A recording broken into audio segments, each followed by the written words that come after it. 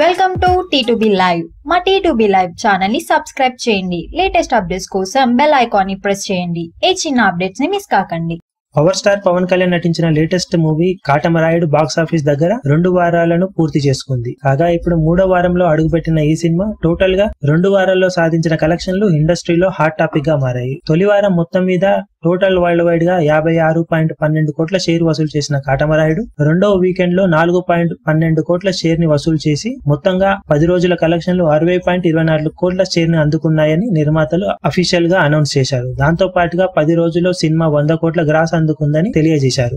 కాగా తర్వాత working days లో స్లో అయిన కాటమరాయుడు మళ్లీ శ్రీరామనవమి రోజున పుంజుకుంది. మొత్తం మీద సోమవారం నుండి గురువారం వరకు కలెక్షన్లు 3.8 కోట్ల షేర్ దాకా వచ్చినట్లు ట్రేడ్ విశ్లేషకులు చెప్పారు. కాగా మొత్తం మీద 2 వారాల టోటల్ వరల్డ్ వైడ్ కలెక్షన్లు 64 కోట్ల షేర్ దాకా అందుకున్నట్లు సమాచారం. కాగా బాక్స్ ఆఫీస్ రన్ ను స్టడీగా కొనసాగిస్తున్న కాటమరాయుడు సేఫ్ అవ్వాలి అంటే ఇంకా కంటిన్యూగా బాక్స్ ఆఫీస్ దగ్గర పర్ఫామ్ చేయాల్సిన అవసరం నెలకొంది.